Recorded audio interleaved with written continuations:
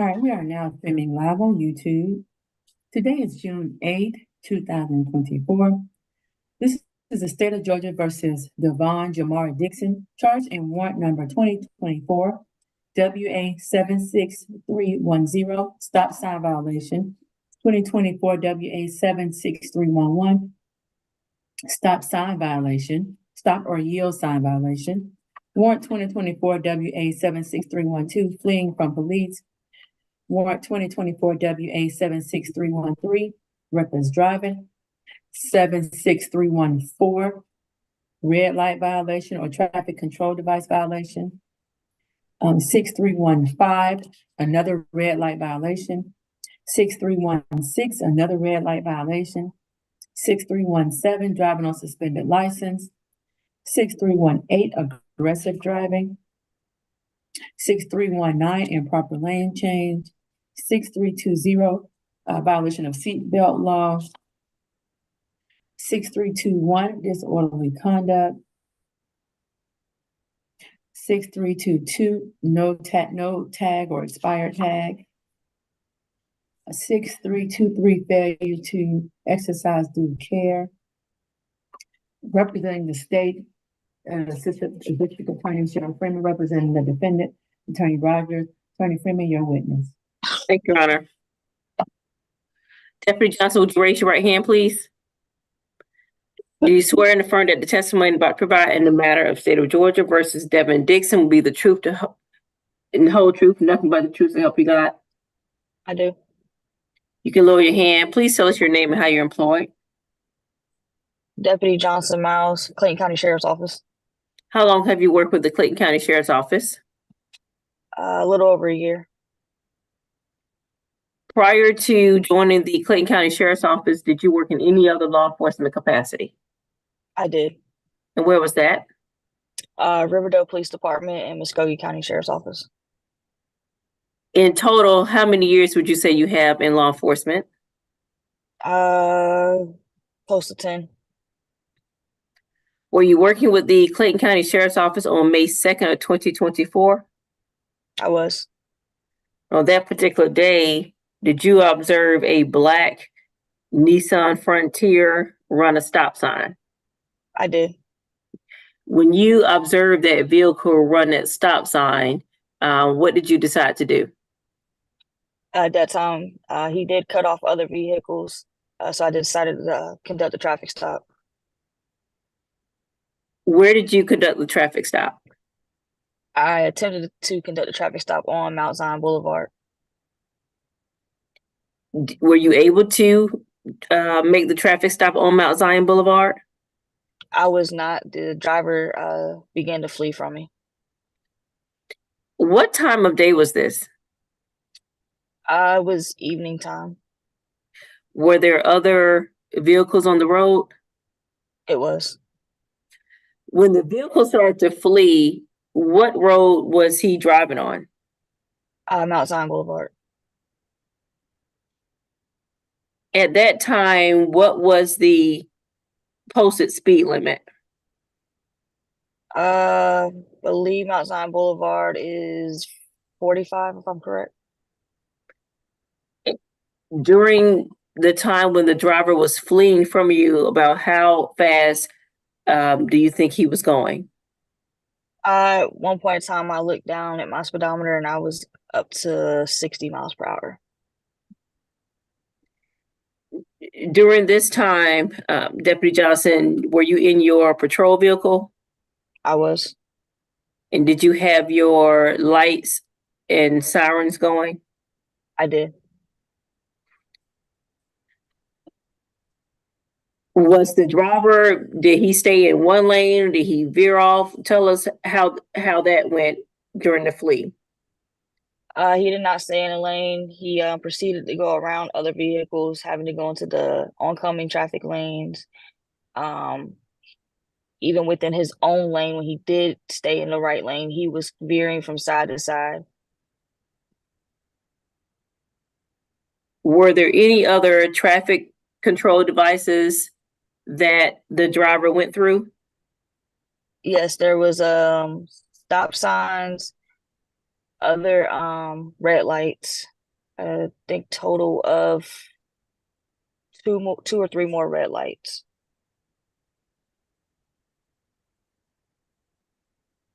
How were you able to get the vehicle to stop?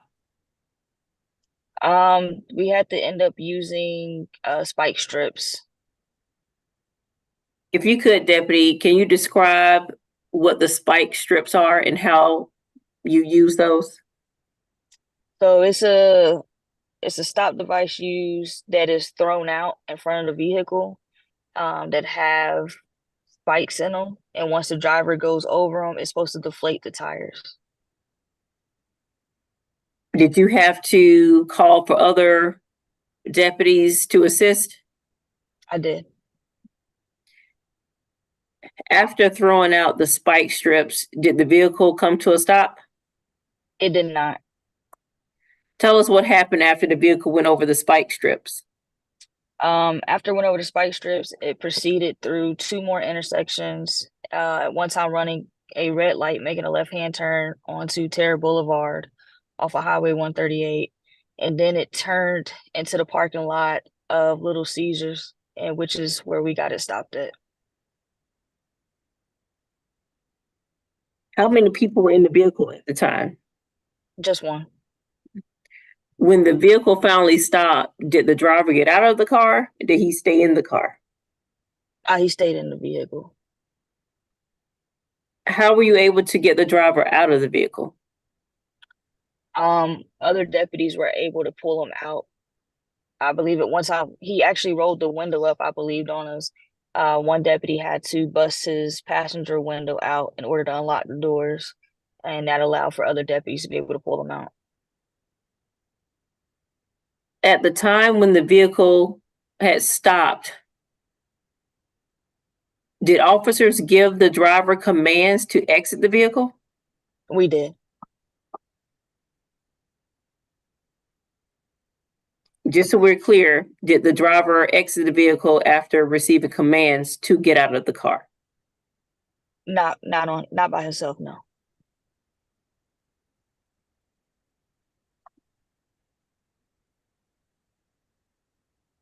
When officers finally got the driver out of the car, were you able to get his information? Yes. With his name and date of birth, were you able to run his criminal history? I don't recall if I ran his criminal history or not. Were you able to run his driver history to see if he had a driver's license? Yes, I did. And what, if anything, were you able to determine? That his license was suspended.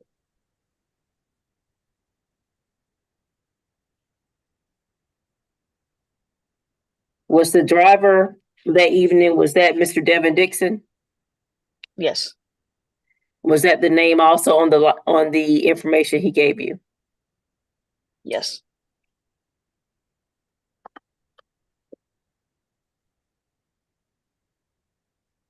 What, if anything, were you able to determine regarding the vehicle that Mr. Dixon had been driving? The vehicle didn't belong to him, and it didn't have a correct decal on it.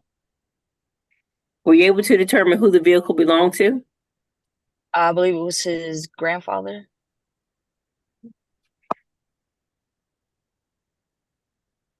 Did you make contact with the owner of the vehicle to make sure Mr. Dixon had permission to drive the vehicle?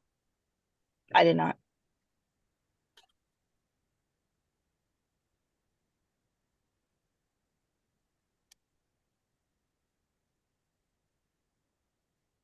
As a result of this incident, did any of the law enforcement vehicles sustain any damage? Yes, mine did. If you could, how did your car sustain damage? During the pursuit, I attempted a couple of pursuit any techniques, and at one time his truck actually became attached to the top of my push bar, which then dented my vehicle. And then while it was attached, he accelerated, and so I had to pull away, which also caused damage to the push bar.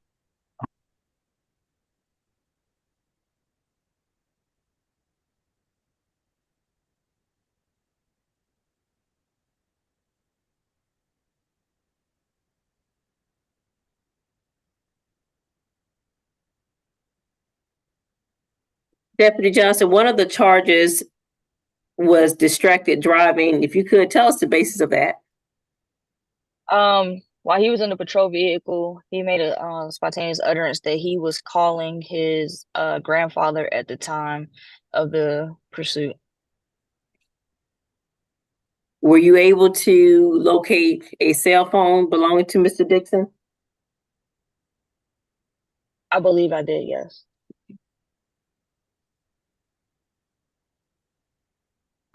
The spontaneous utterance that Mr. Dixon made, was that recorded in any way? I had my body cam on.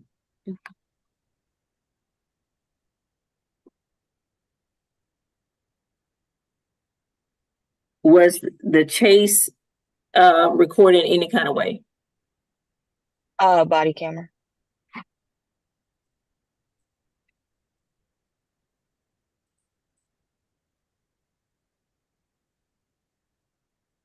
During this incident, were you able to determine if Mr. Dixon had on his seatbelt?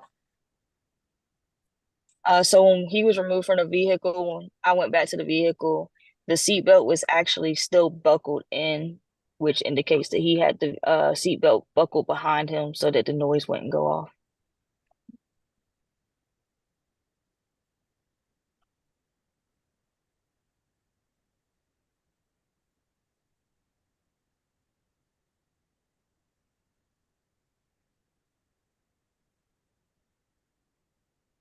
What was the basis for the disorderly conduct charge?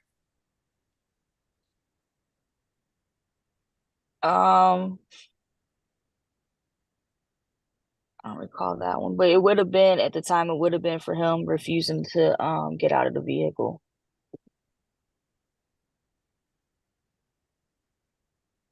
Did all of this take place in Clayton County? It did.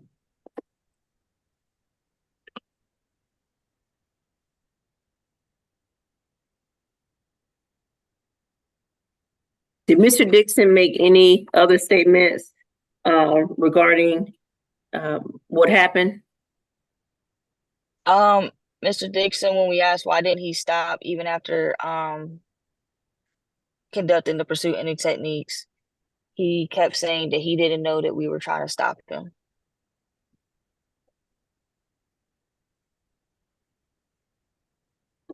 Thank you. No further questions. All right, the pretty writers. Thank you. Deputy Johnson, if I understood correctly, your initial reason for attempting to stop Mr. Dixon was because you say he ran a stop sign. Is that correct? That's correct. And at the point when you allege that this occurred, where were you at in relation to Mr. Dixon? So I was sitting on actual Mount Zion Boulevard, and to the right was Mount Zion Circle, which is like a off street whenever it happened. So probably within 100 yards from him. And are you just sitting there watching traffic? Like what brought you to that location? Correct, sitting there watching traffic. And let me ask, because I heard you mention the time of day, but I think you said that it was the evening. When you say the evening, does that mean that it's dark out at that point? It wasn't completely dark. It was still a little light, but it was getting nighttime. So the sun is pretty much down at that point. No, not completely. No. You said, if I understand correctly, you say you're sitting on Mount Zion Boulevard with Mount Zion Circle to your right. When we're talking about Mount Zion Circle, that's the one what's on Mount Zion Circle? Like, what are some of the businesses or something that would be in that area? No, it's a side street that I believe runs up into a neighborhood.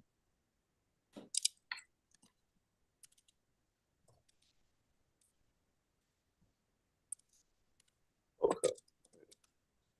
And just let me try and get a little bit more clarity on if I'm thinking of the right location. You're talking about is there a high school near there? A little further up, yes, is the high school. We passed the high school when he was fleeing, yes. And so are you able to, the stop that you alleged, the stop sign that you alleged was run, is that part recorded on video? I don't have a dash cam in my car, no.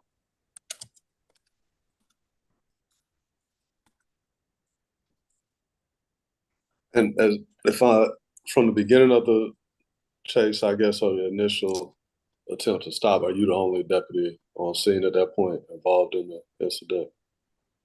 No, I had a partner riding with me.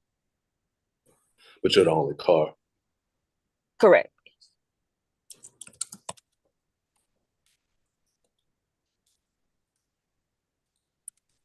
Well, let me ask you, because when you say that, I think you said on direct that it was captured, the events alleged are captured on body camera. Have you had an opportunity to review that body camera? I have not reviewed it, but it is uploaded.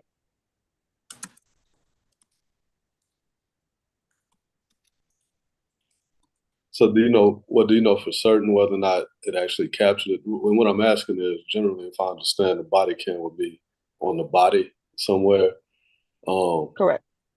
Was it positioned in a way that it would be able to see what was happening outside of the car? No.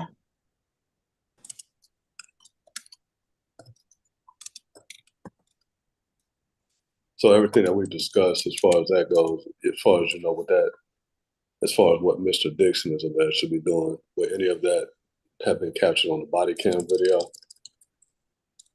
So as far as actually seeing the vehicle, no, Right. but as far as hearing the sirens and things like that, and us giving radio traffic and what he was doing and directions and stuff, yes.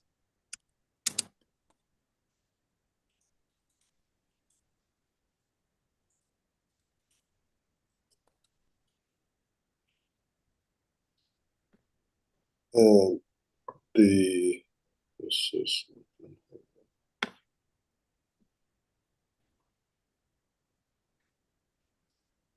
And what about? Do you remember about what time of day this was? I think I've seen it, but let's see. Do you recall? I think it was it was after 8 o'clock, I believe, or 10. Yeah, what I've got on the report that I have, it says the No. incident start date is listed at 22:54. Does that sound correct?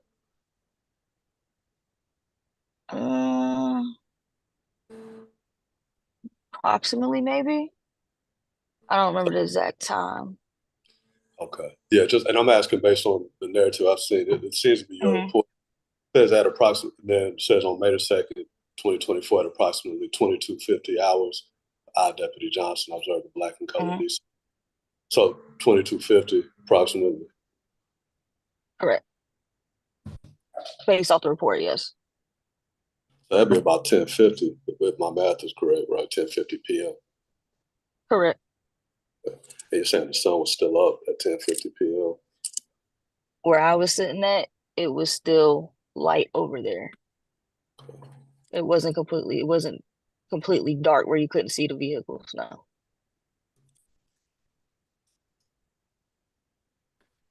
I just want to make sure my question was clear. So, because I thought I understood you say earlier that the sun was not down at that point. So, just so I'm clear, you're saying the sun was still up at 10:50 p.m.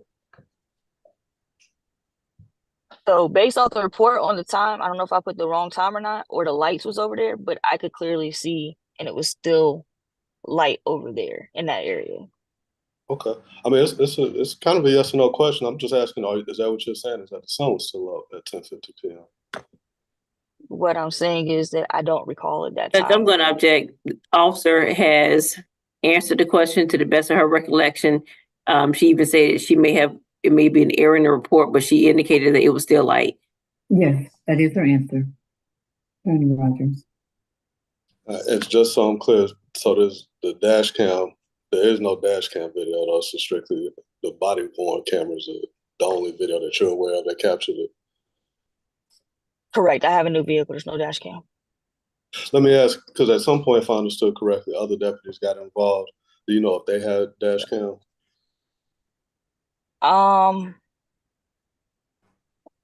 I think there might be maybe one other vehicle that did. I'm not sure of another one because I know he has a new car too, so I'm not sure if his does or not.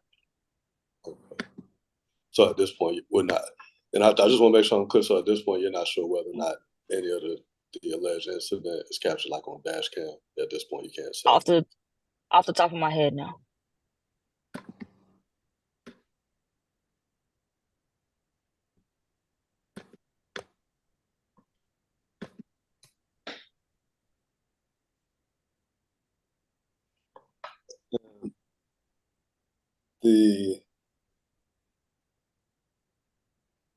If I understand correctly, there were a couple of times you attempted to stop the vehicle as far as like making physical contact. Is that correct? Correct. Do you know, I guess at about how far from where you initially, turned on your lights and sirens to activate the stop to that location in which you started to try to make contact? Do you know about how far you had moved? I don't know the distance, but it was a good ways from the initial stop. It was in front of the high school.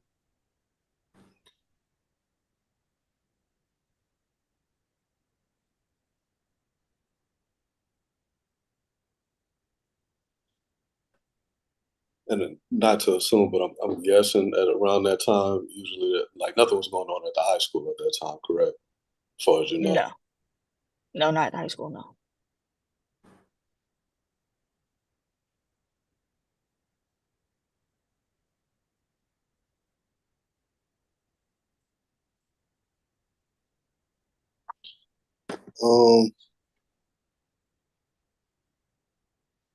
And there was no accidents or anything involving any other vehicles, only collisions were with your vehicle. Is that correct? No, just his vehicle.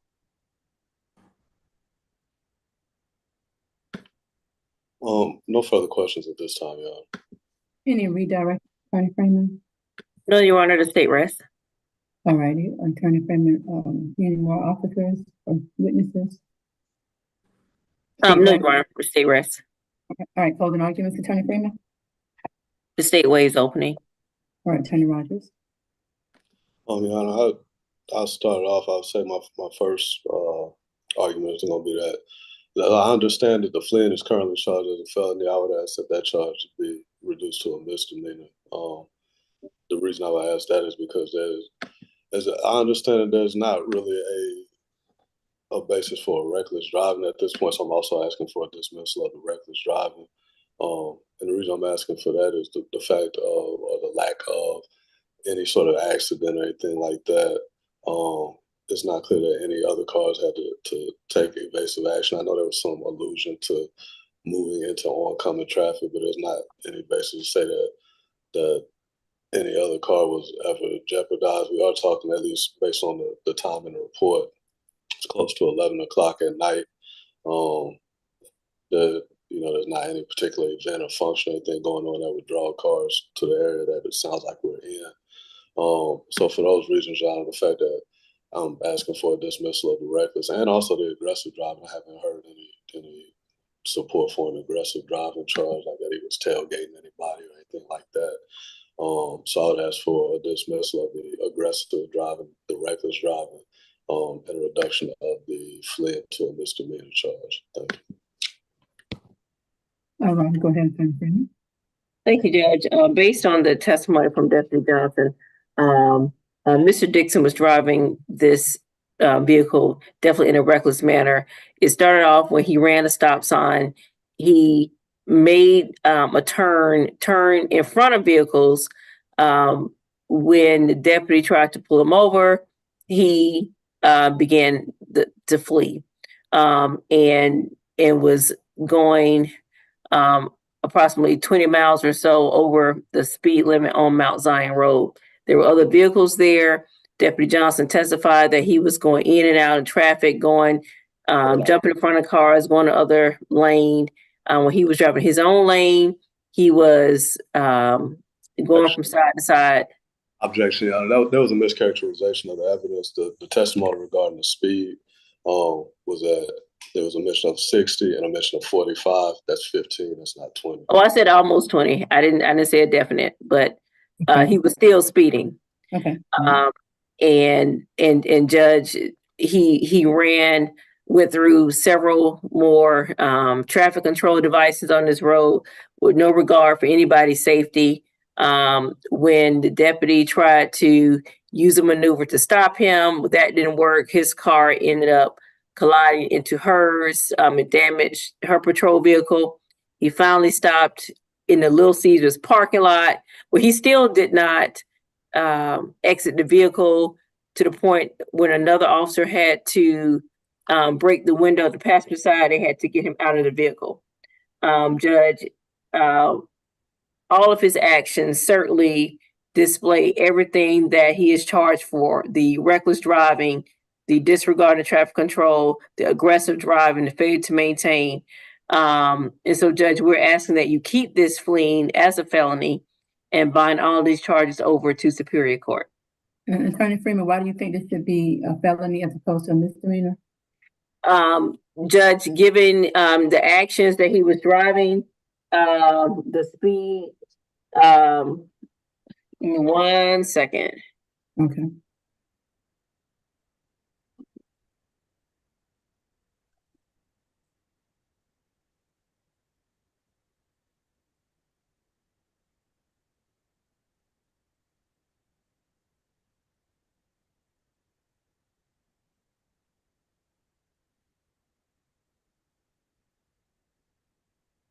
And Judge, one of the parts or the elements to make it a felony, it says if strikes or collides with another vehicle. And he did collide with Deputy Johnson's vehicle. Deputy Johnson did testify that there were other cars on the road. So again, another element: if fleeing in traffic conditions which place general public at risk of receiving serious injuries. The way that he was driving, he was going in and out of the lanes. And I believe that is sufficient to make this a felony, Judge. Mm-hmm. And if you could respond, Attorney Rogers. Yeah, I'm not. Yes, ma'am. What I would say, I guess, is that I guess for one, there's not any allegation that he, like I said, that he struck any vehicles. The idea that if she being the deputy, that the deputy striking him would satisfy that, that's kind of reversed. It's not about him getting an attempt by law enforcement to stop him. By that logic, they could transform any fleeing into a felony by striking the car. That can't be how that works. That the officer's actions are also imputed to the defendant to justify a felony fleeing charge. There's no allegation that he struck any other vehicles. As far as the idea that there was some sort of, I guess that 60 miles an hour is just some sort of, Mad Max type driving.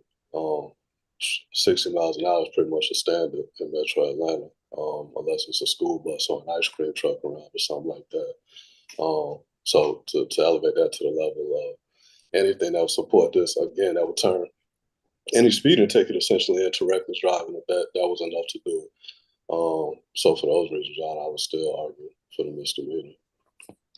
And Judge, if I may, given that the state has the final argument, all of the actions of Mr. Dixon while he was driving his vehicle, testified by Deputy Johnson, this was not just a regular speeding ticket. He was going in and out of the lanes. Again, it started with him just running a stop sign, and he turned in front of other vehicles. But then he didn't stop. He continued, and he essentially made running the stop sign worse. And so, Judge, for all of these reasons, we believe that the fleeing should remain a felony, and we're asking that these charges are bound over to Superior Court.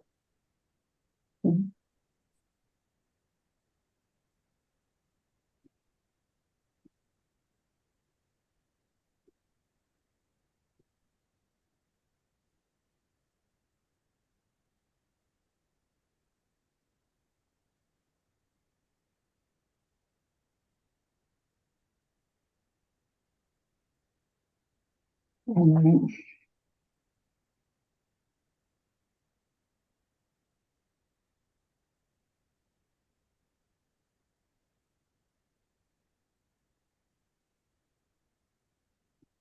All right, and based upon the evidence presented,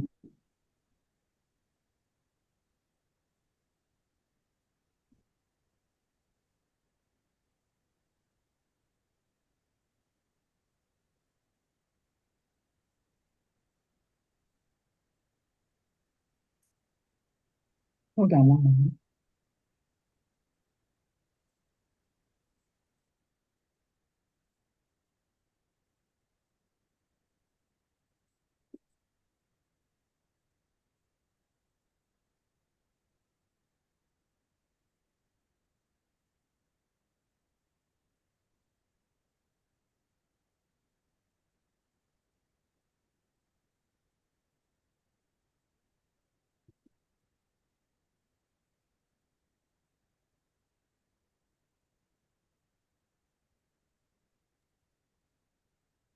All right, based upon the evidence presented, I do find that there is sufficient probable cause to bind all the charges over to the Superior Court in Clinton County. That's the order of the court. Thank you, Judge. And may Deputy Johnson be excused. Yes, if you can. And then who do we have? Thank you, Your next? Honor. Thank you. And Judge, if you can give me a moment, I'll be ready to do Michael Edwards with Attorney Manetas. All right. And that's with Detective Moore. Give me 1 second. Let me grab that paperwork. And okay. All right, I'm going to be doing the same. Okay.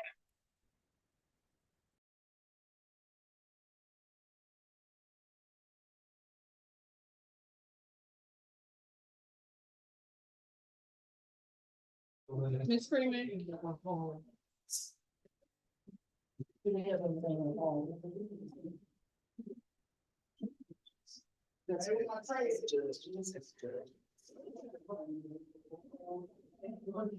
Judge Case. Bring it in. Yes, ma'am. Is there anything on call? I'm sorry. Inmate call. I can't hear you. Is there anything on inmate call? Last name is Paul. Yes.